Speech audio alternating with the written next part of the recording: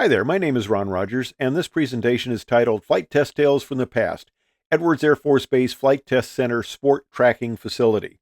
Now, SPORT stands for Space Positioning Optical Radar Tracking.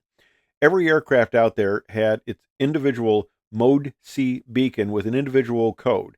And if you wanted to track an aircraft in flight, you just entered the code of that aircraft, and the cameras immediately slewed to the aircraft. Now, if we were doing um, a high threat or a high risk test activity, such as the F-16 angle of attack tests, I talk about those in another video where things kind of didn't go the best during the test, but we have video on it the entire time, and I'm in the command post, current operations, and if something goes wrong and we need to coordinate recovery, support, emergency type of activities, even sometimes getting more chase up if necessary. This was all done from the position I had in current op. So we had a nice window to the world in that position using the sport facilities.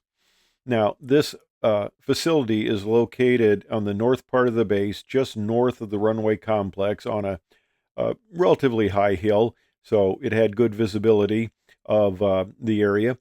And I went up one afternoon and I sat down with the manager and we were just kind of having a fun discussion. And he told me one interesting story after another. And I said, "You need to write a book." And he said he wasn't interested. And it's too bad because probably a lot of the stories will be lost.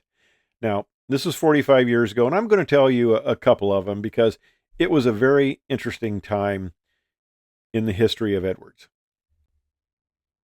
Okay, this is back in the late 70s. This is the historic sign that has been replaced by a much more modern sign. But this was in a time of a lot of flight test activity. A lot of programs were early in development. The F-15, the 16, the B-1, and the A-10 were all going on. It was a very interesting time to be out there. Now you can tell this was a long time ago because look at the vehicles in the parking lot out there. Now, one of the things they had done, interestingly enough, was they supported, of course, the test pilot school. And the test pilot school used F-104s in their program. They used it to simulate uh, lifting body type of approaches, X-15 approaches to lake bed, and train the test pilots in these type of approaches. But one thing they also did was they did lofting maneuvers. Now, back in December of 1959, the altitude record in a 104 was set, and the altitude record of 103,395.5 feet was set. And the F-104 they used had been modified, especially the J79. They changed some of the engine parameters. They increased the RPM. They increased the afterburner fuel flow so they would be able to get a little higher performance. Now, as opposed to the NF-104, they were using just basic engine thrust. Now, to get up to 103,000 feet in this is pretty impressive. The aircraft did not have a reaction control system, so this is all using aerodynamics to keep the aircraft under control. Now, when the test pilot school did this profile, they didn't go up this high, but the people performing these flights were wearing full pressure suits because they went well above 50,000 feet. And you could get into all sorts of problems going above 50,000 feet if you lost even the small amount of cockpit pressurization.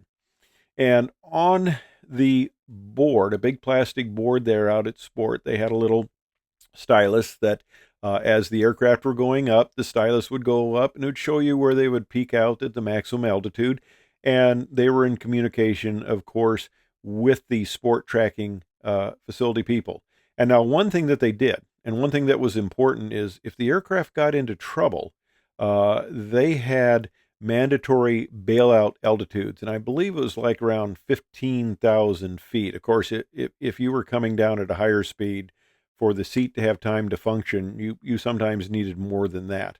But he told me stories of they had some problems with the pressure suits, with the gloves not staying on very well. And he talked about one pilot who went up and he reported that his glove had come off on the ascent, and he was going to reattach it, and he was successful in reattaching.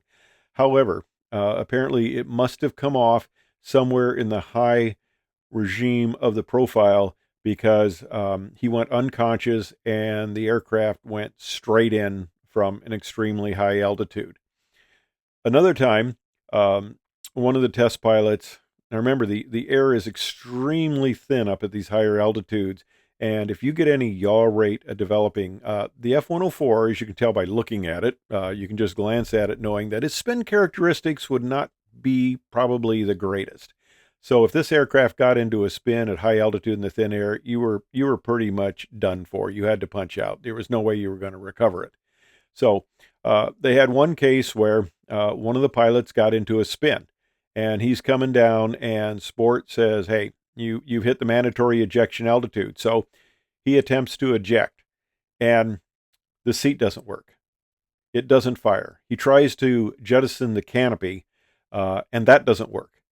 And the aircraft is spinning down, and the Sport guy is tracking it, telling him he needs to get out, and the guy says, "I can't. The seat won't fire." And the aircraft goes down and impacts, and there's a big fireball. And the individual who was monitoring this flight, well, he comes out and he looks over the horizon and he sees the black smoke coming up. But then there's a little hill there, and he sees a guy with his parachute folded up in his arms coming over the hill. Well, of course, they send out the crash rescue. And later he talks to the pilot and he says, "What happened?" And he says, "Well, I had tried everything I know to try. I tried the normal ejection handles. I tried to blow the canopy. Nothing worked." He says, "I was just sitting there waiting to hit." He said, I figured I was done for. And he says, all of a sudden, the seat fired. The next thing he knew, he was under a chute, and it apparently fired at a high enough altitude that he was able to successfully survive the ejection in spite of what would have been an extremely high descent rate. Now, later, Sport was involved with the NF-104s that were used in the test pilot school. This used a hydrogen peroxide engine. It burned 90% hydrogen peroxide and 10% JP4, and you could throttle it from full power to 50% power.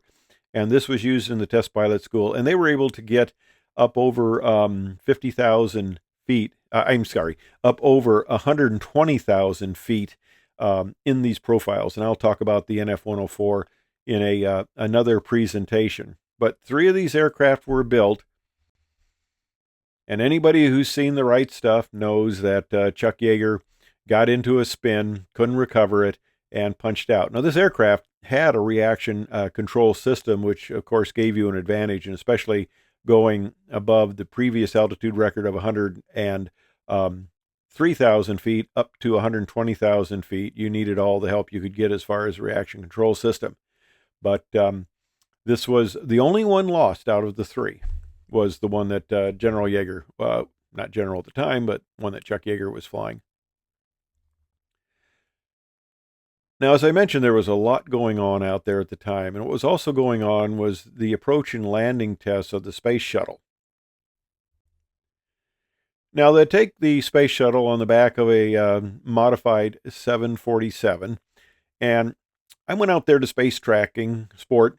We called it space also, Sport, and went out there to watch the release of the shuttle and the subsequent landing on the lake bed. Now, as I'm watching this, I'm noticing that the aircraft is coming almost directly overhead. I've got my family out there, and we're watching, and I'm thinking, this might not be the best place to be if something goes wrong. Now, the 747 was especially equipped. The pilots flying it wore parachutes, and right behind the center console was a chute. And you could pull a red handle, and it would blow out some windows to depressurize the 747, and it would drop off a bottom panel. And if anything went wrong, such as the shuttle taking off the tail of the 747, you lost control, they could blow this hatch and jump out this chute and exit out the bottom of the 747. Now, to make sure that the chance of reducing a tail strike or damage to the 747 aircraft was minimized, the shuttle actually had to be pulling up on the trunnions there on the 747 before they could release it. So it wasn't that the 747 released the shuttle, it was that the shuttle dropped the 747. And of course, the 747 made a reasonably aggressive turn away from the shuttle so it could come in and land.